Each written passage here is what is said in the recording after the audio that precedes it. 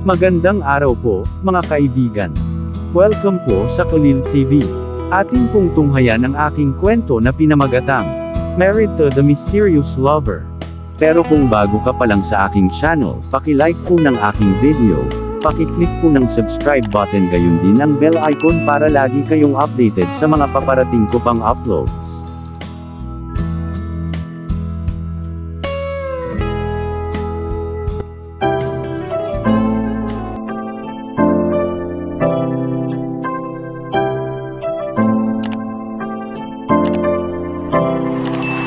Kulil TV. Part 18. Tumawa si Kian Hendricks nang maglapat ang mga labi nila. Nagulat siya na hindi nahiya si Sabrina sa kanyang mga magulang at kapatid at hinalikan siya. Hinalikan niya ito pabalik. Maikli lang pero nagustuhan niya. Maya-maya humiwalay si Sabrina at ngumiti. Noon niya itinaas ang sarili ng maayos, at tumingin sa iba pang naruroon sa ward. Bahagya siyang yumuko sa harap ng mga magulang ni Kian Hendricks, at isang megawatt ng ngiti ang nakuha niya mula sa mga ito. Si Jake naman, madalas na silang nagkikita buong araw. Sinabi ng mga magulang ni Kian Hendricks na si Sabrina ay malugod na tinatanggap anumang oras upang makisalo sa kanila ng hapunan. Siya ay welcome sa De Silva's mansion. Sinabi ni Kian Hendricks na darating siya kapag maayos na siya. Siya ang maghahatid sa kanya papunta sa mansion. Napangiti si Antonio De Silva nang marinig ang sinabi ni Kian Hendricks. Ito ang unang pagkakataon na nagmukha siyang masayahin, kapag may binanggit tungkol sa kanya at sa isang babae. Alam niyang nakahanap na ang kanyang anak ng babaeng magpapasaya at magpapasaya sa kanya. Hindi niya maisip kung gaano kaganda ang magiging tahanan ng dalawa, kasama ang kanilang dalawang anak. Sinabi ni Rosemary De Silva na maganda at magalang si Sabrina. Isa siyang perpektong daughter-in-law na nararapat sa pamilya De Silva. Siyempre, sinabi niya ito sa daan mula sa ospital.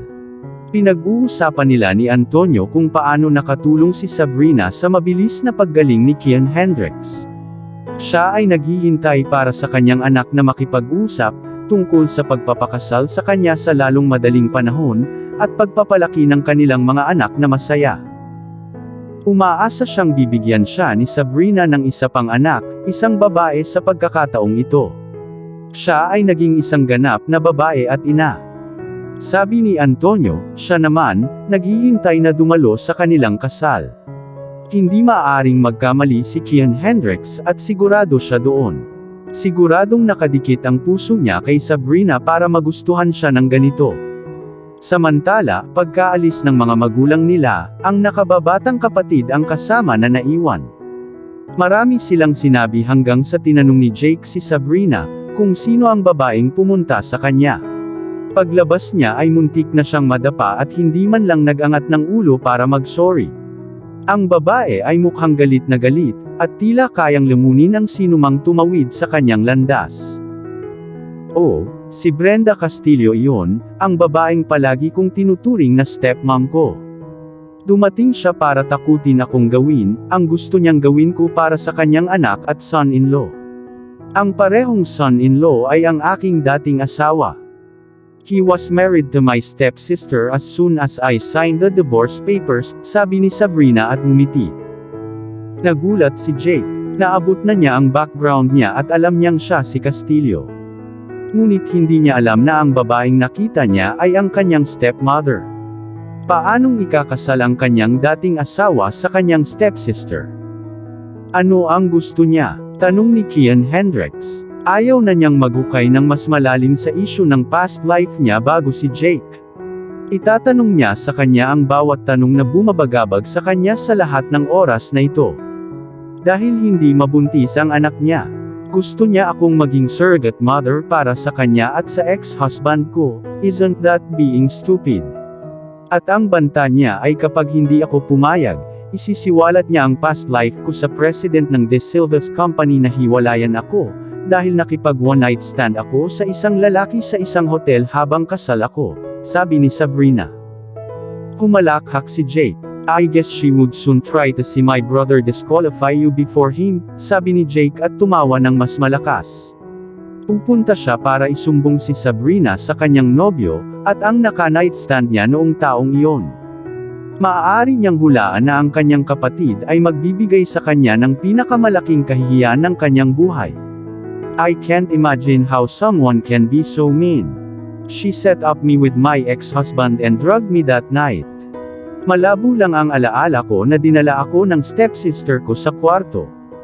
Kinaumagahan nang magising ako, at napagtantong kinuha ako ng hindi ko kilala, nag-alala ako sa mararamdaman ng asawa ko. Ngunit hindi nagtagal ay narinig ko ang masayang boses ng aking asawa at kapatid na babae, at sinabing ang hooker na binayaran nila para manggagahasa sa akin ay ginawa ang kanyang trabaho. Masaya sila at sinabing oras na para tanggalin nila ako at maging malaya sa kanilang buhay. Nasa restroom ako. Doon ko napagtanto na sila ay nagkakaroon ng affairs na palihim. Pagdating ko sa bahay, binugbog ako ng inaakala kong biyenan sa harap ng aking asawa, hanggang sa ako ay mahimatay. Nang magising ako makalipas ang ilang araw, natagpuan ko ang aking sarili sa ospital, at ang kanyang abogado ay lumapit sa akin upang pirmahan ang kanyang mga papeles sa diborsyo. Kailangan kong pirmahan ito at mawala ang lahat ng mayroon ako sa pamilya at negosyo ng Castillo at sa aking dating asawa. Inilayo niya sa akin ang lahat bilang kabayaran sa pag-cheat sa marriage. Itinayo ako ng aking stepmother, at natuwa ako nang umuwi ako mula sa ospital upang makita ang aking kapatid na babae na may suot na wedding band kasama ang aking dating asawa. Sila ay kasal na. Kinukutya nila ako at tinawag akong asawang hindi naniniwala. Uminom sila at nagsaya ng matagumpay nila akong pinaglaruan. Dapat bang magkaroon ng lakas ng loob ang isang babae na lumapit sa akin, at magsabi ng isang bagay na hindi maiisip bilang isang surrogate mother, para sa kanyang anak at sa aking dating asawa? Paliwanag ni Sabrina. Namula ang mata niya. Halos humagulgol na siya. Tinitigan siya ni Kian Hendricks ng may habag. Siya ang kumuha sa kanya ng oras na iyon, at maraming sakit ang kanyang pinagdaanan dahil dito. Gaano katagal kayong kasal? Tanong ni Kian Hendricks. Paanong ang isang babaeng may asawa ay virgin pa kapag nakilala niya ito? Hindi ba natapos ang kasal? Kami ay kasal sa loob ng 4 na buwan, sagot ni Sabrina at panandali ang ngumiti. Nag-iingat siya sa hangin at hindi alintana na naroon si Jake. Nag-asawa ka ng 4 na buwan. How come when I had you, I discovered you were pure? How come? Tanong ni Kian Hendricks. Ang marriage ay hindi kailanman natapos.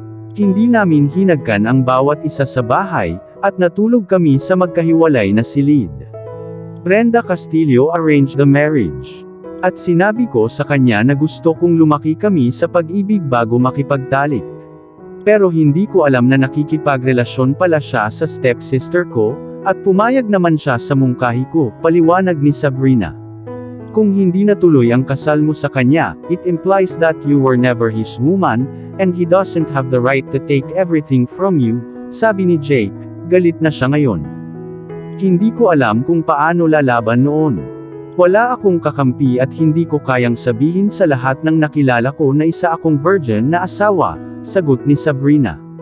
Si Kian Hendricks ay tahimik. Siya ay may asawa, hinala niya ito nang makita niya ang isang wedding band sa kanyang daliri at gayunpaman, ay hinila niya ang kanyang sarili na ubot-hubad at hinimas-himas ang kanyang sinturon noong araw na iyon. Nag-aatubili siyang kunin siya, ngunit nang siya ay nagmamakaawa sa kanya at ginugulo ang kanyang mga damit, tuluyang nawala ang kanyang pagpipigil sa sarili, at hinila siya sa kanyang mga bisig, hinahalikan siya habang itinapal nito ang kanyang manipis na katawan sa kanyang katawan. Dinala siya nito sa kama, at hindi nagtagal ay nawalan siya ng malay. Hinubaran niya ito at pinasok ang sarili sa loob niya. Ito ay mahirap at siya ay sumigaw ng sakit sa kanyang walang malay na estado. Pinilit niya ang kanyang sarili sa kanya, at alam noon na siya ay dalisay.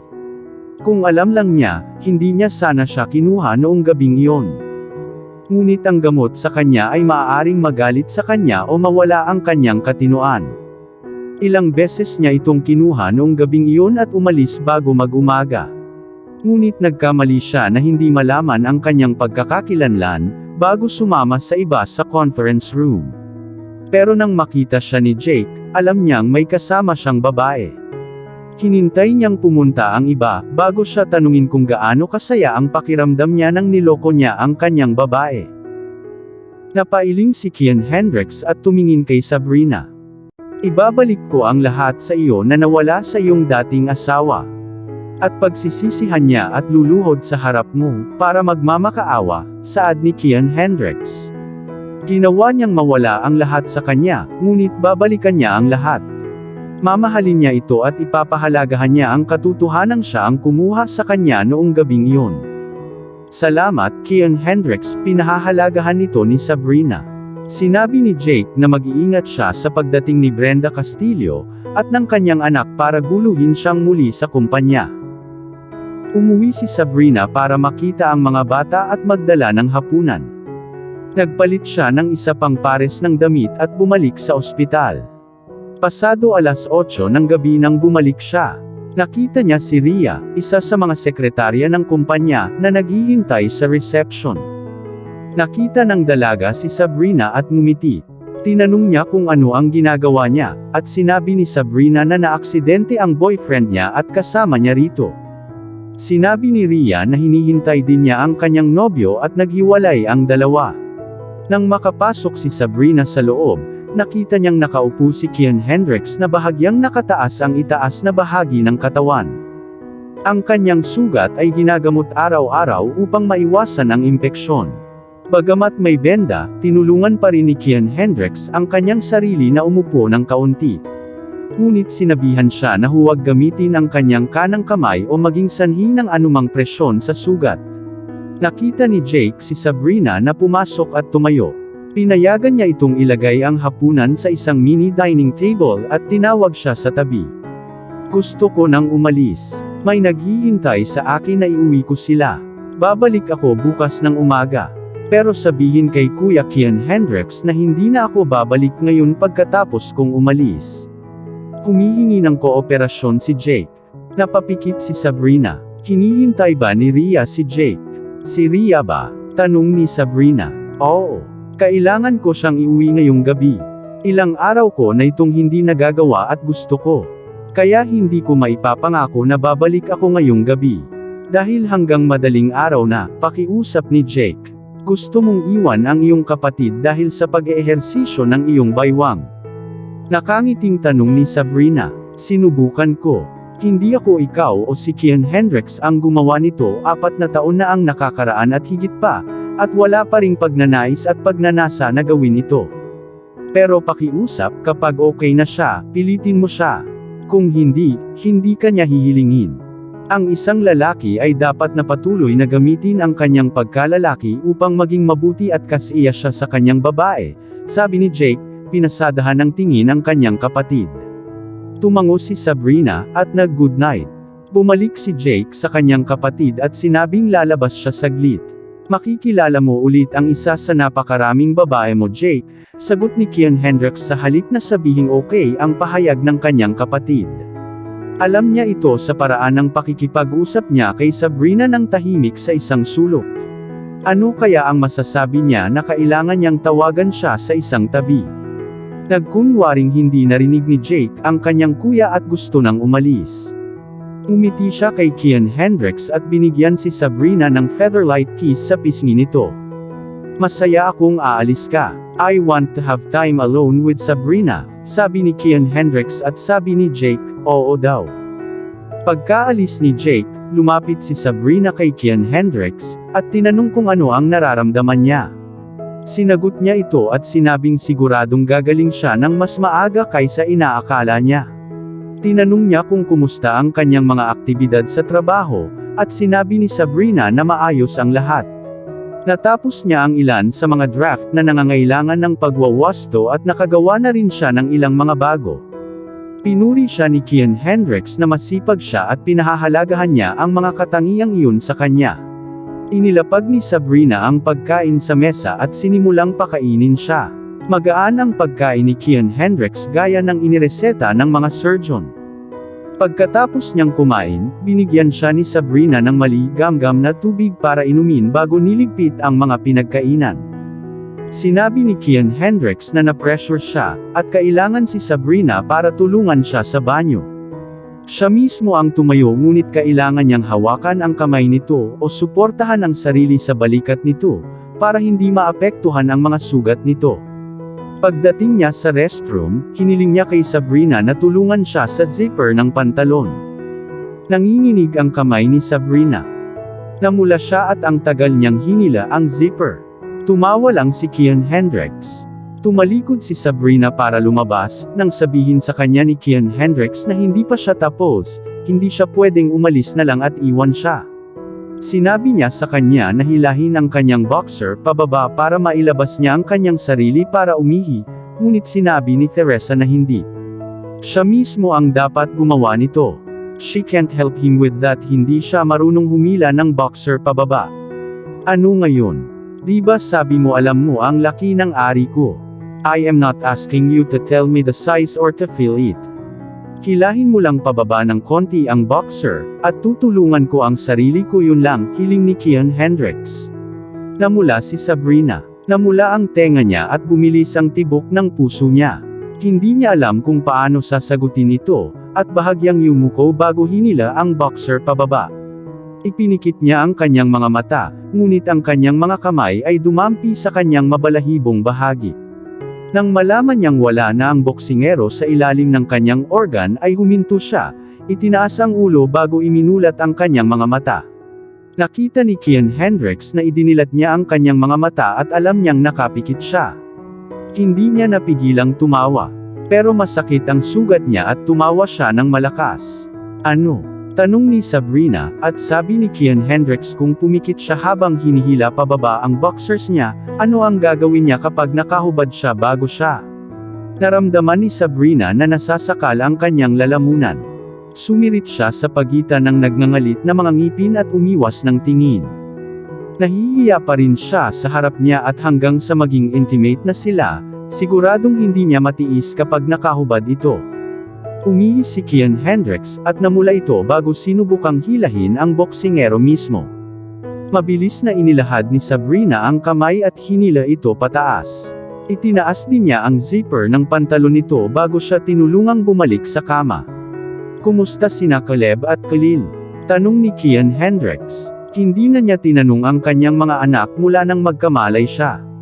Baka nami-miss din siya ng mga ito gaya niya. Okay lang sila. Sinabi ko sa kanila na hindi ka pupunta sa villa dahil ayaw mong gawin ito. Pero hindi ko sinabi sa kanila na nasa ospital ka, sagot ni Sabrina. Mas mabuti yun. Ayokong matakot sila, pero na-miss ko sila, sabi ni Kian Hendricks. Sinenyasan niya si Sabrina na umupo kasama niya sa kama. Ngunit nagtagal si Sabrina. Halika, ito ay isang pribadong ward at isang VIP para sa bagay na iyon. Walang magtatanong kung bakit at bukod sa malaki ang kama para sa ating dalawa, wika ni Kian Hendricks. Lumapit si Sabrina at umupo sa tabi niya. Lahat ng sinabi mo habang wala akong malay, narinig ko. Sinasadya mo ba? Tanong ni Kian Hendricks. Maaaring wala siyang malay ngunit aktibo ang kanyang kakayahang makarinig, at narinig niya ang sinabi ng lahat kasama na si Sabrina. Alam din niyang malaki ang naiambag nito sa mabilis nitong pagtugon sa paggamot, at sa kanyang paggising. Pero sinadya ba niya ang mga salitang iyon? Napatitig si Sabrina sa kanyang gwapong mukha. Cute siya at kahit nasa hospital bed, pinanatili pa rin niya ang alindog at kaakit-akit na iyon. Nakita niya ang magkatulad na tingin sa kanyang mga batang lalaki at napabuntong hininga siya. Hindi ko sinasadya. I just wanted you to come around, sagot ni Sabrina pero umiwas siya ng tingin. Wala siyang ibig sabihin sa kanya o nagbibiro siya. Sinubukan niyang tingnan ang mga mata nito at basahin ito ngunit tumalikod na ito. Iniharap niya sa kanya ang kulot niyang buhok at hinimas-himas ang kanyang mga daliri. Nakita niya ang mga palad nito at ang paghimas nito at ngumiti. Nagsisinungaling siya. Nagka-crush na rin siya. Pinahal niya ito sa unang tingin. Nang araw na iyon ay galit siyang pumasok sa opisina nito para tanungin si Jake tungkol sa kanyang mga anak. Tumingin ka sa mga mata ko, Sabrina, at ulitin mo ang sinabi mo, hiling ni Kian Hendricks. Napatitig siya sa side view nito, lumingon sa kanya, at naghintay ngunit hindi kumibo si Sabrina, at hindi rin lumingon sa kanya. Natahimik ang buong ward, at hinawakan ni Kian Hendricks ang kamay niya. Alam kong nagsisimula ka ng mag-isip na bigyan ako ng pagkakataon sa puso mo, Sabrina. Or better still, nai-inlove ka na sa akin. Aminin mo sa akin ang nararamdaman mo, at iparamdam mo sa akin na may nagmamahal sa akin. Pinahal na kita simula pa noong araw na sinampal mo ako sa opisina ko, dahil natuklasan mong ako ang lalaking iyon 4 na taon na ang nakakaraan. Hindi ako tumigil sa pag-iisip tungkol sa iyo kaya sinabi ko sa iyo na layuan mo si Jake, at lahat ng iba pang lalaki.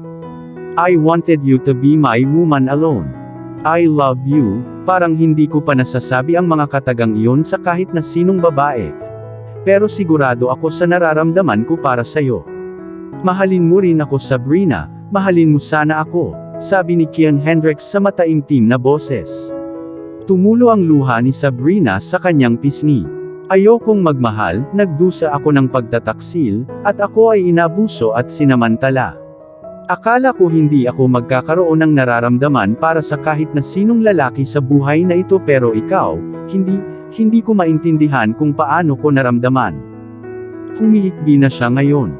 Pinisil ni Kian Hendricks ang kanyang kamay. Hindi niya alam kung paano pinakamahusay na aliwin siya habang nasa isang sickbed. Ngunit tiyak na sasabihin niya sa kanya ang lahat ng nangyari. Ngayon ang pinakamagandang oras para ibunyag ang pangyayari noong gabing iyon. I'm sorry, mahal ko. Kung nakilala kita ng mas maaga, hindi mo mararanasan ang lahat ng masasamang pagkakataon na naranasan mo. Hinanap kita kahit saan ngunit hindi kita makita. Ang surveillance camera ay sinasabing nagkakaroon ng fault overnight, at walang bakas ng hitsura ng iyong mukha. Naghintay ako ng isang tao na maghain ng mga reklamo tungkol sa panggagahasa, ngunit walang ginawa. Sinisi ako ni Jake at tinawag pa akong baguhan. Dapat daw kunan kita ng litrato. Pero hindi ko ginawa. Nagpasya akong maghintay. Baka isang araw na pangyayari ay hahanapin mo ako.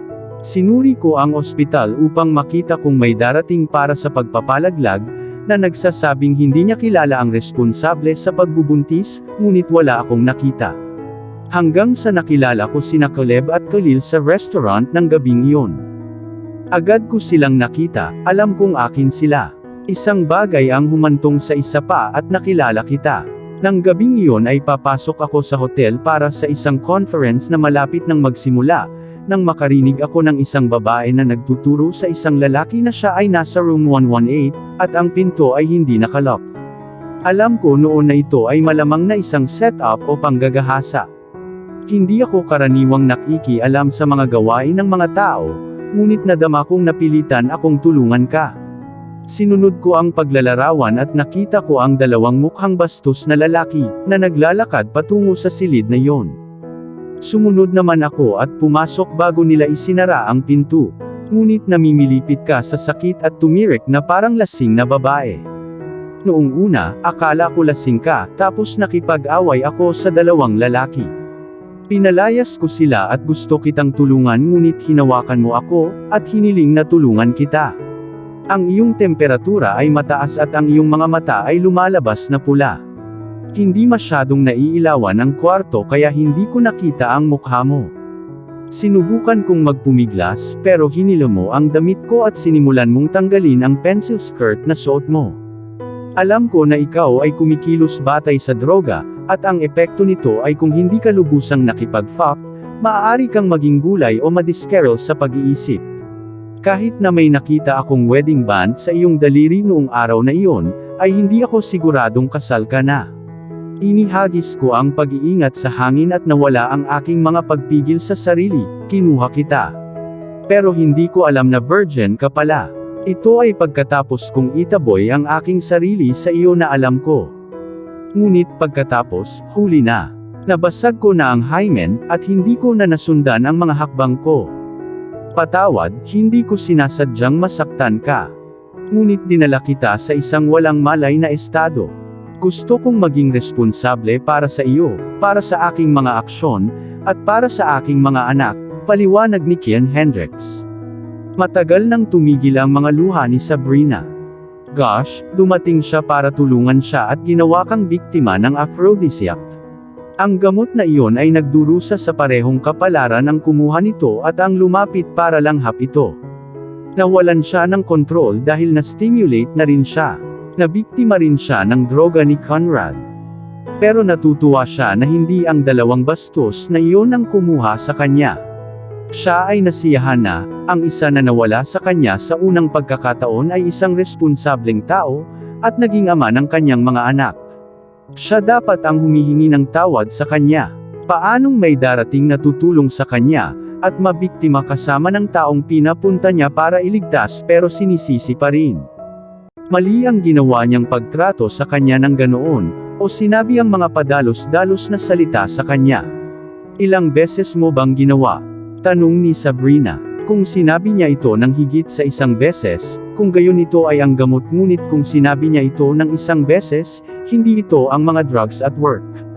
Hindi ko alam, may ilang beses na akong nawala ng count. Nagulat din ako sa pagdadrive ko. I'm sorry, sagot ni Kian Hendricks. Hindi niya maisip kung paano niya ito nagawang kunin ng ilang beses ng gabing iyon. At iyon ang unang beses niyang makipagtalik. Hindi niya inaasahan na magagawa niya ito ng ganoon katagal. At iyon na ang huling pagkakataon niya hanggang sa sandaling iyon. Hindi mo kasalanan. Biktima ka rin ng droga. Ngayon, pinakawalan ko ang mga sama ng loob sa aking puso na mayroon ako sa iyo sa lahat ng mga taon na ito, sagot ni Sabrina. Ibig sabihin, hahayaan mo akong managot sa iyo? Tanong ni Kian Hendricks. Inaasahan niya ang kanyang tugon.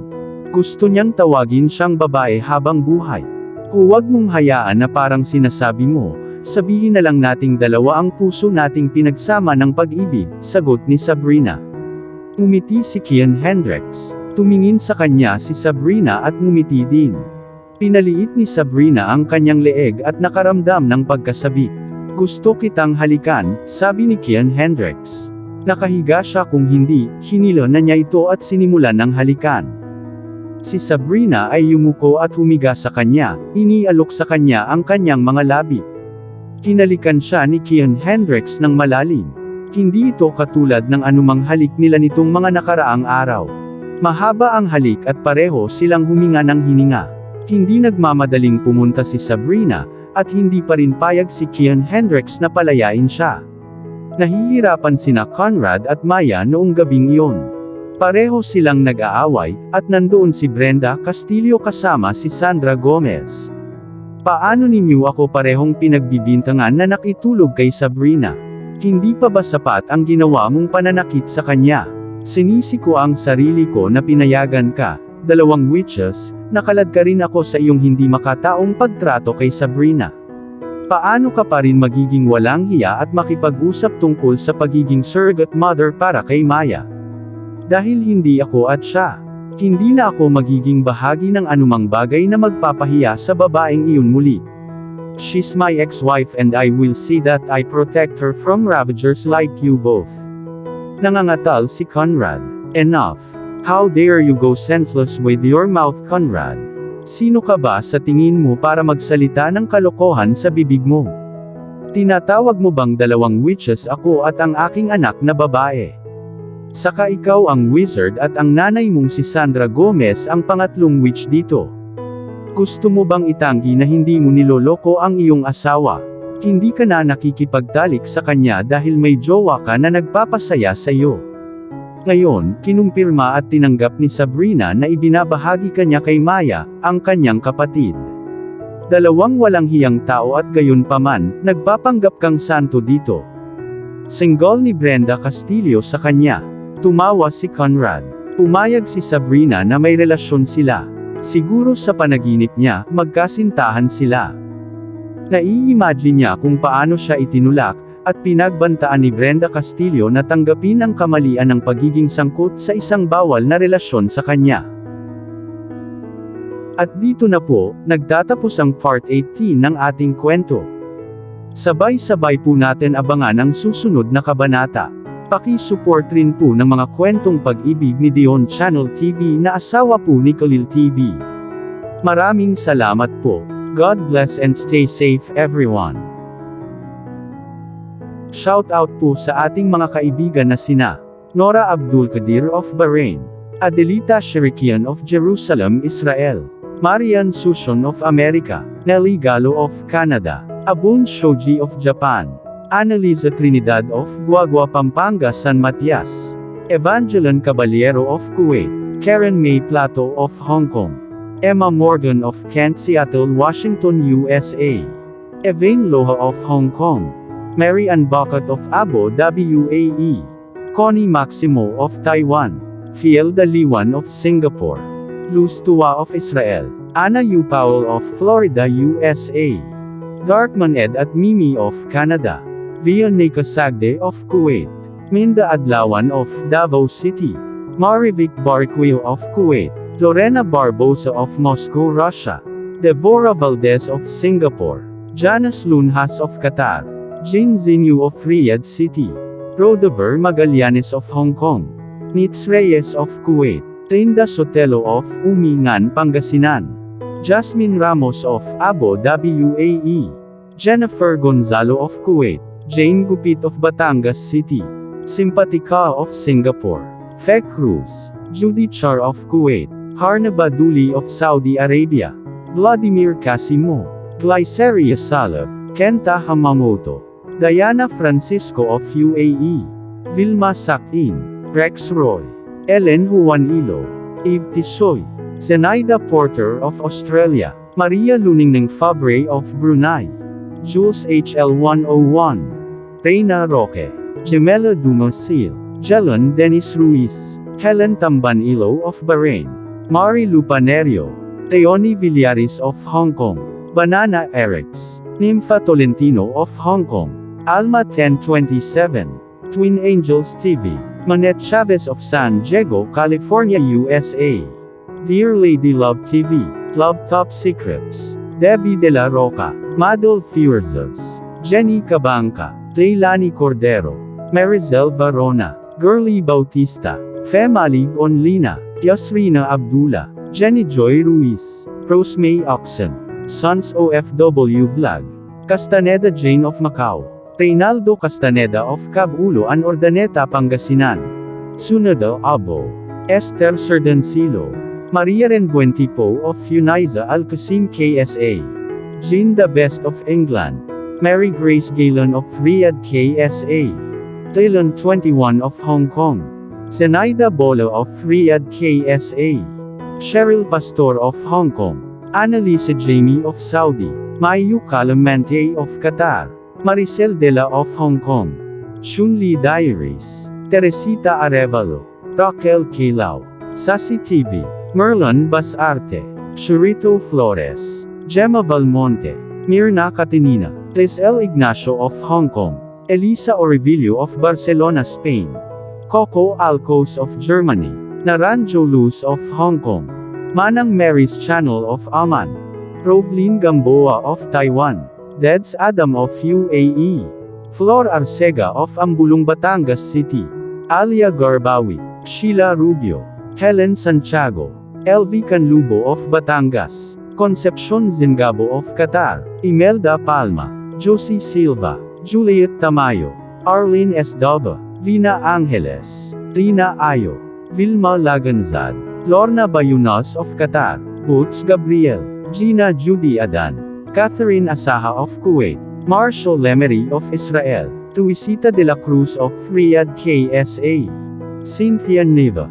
Francis Grace Villegas, Conchita Alcos Range, Rhonda Carion, Neri Uy of Hong Kong, Miss B, Arceli Alvaro, Sue Mendoza of Abu Dhabi, UAE, Dina Moises, Elsa Maestro, Razel Gin Kaliaen, Sydney Hassam, Sherlon Reneba, Gloria Balan, Rowena Blancada, Angelo Cabrera, Rose Bulak, Norlene Colina, Jacqueline Pascual, Nenito Osada, Luz Templo Nuevo, Maricel Love of Doha, Qatar, Edita Barrientos of Saudi Arabia, Hayane of Japan, Putri Bungso of Riyadh, KSA, June Gwyneth Igorot Country Sounds of Hong Kong.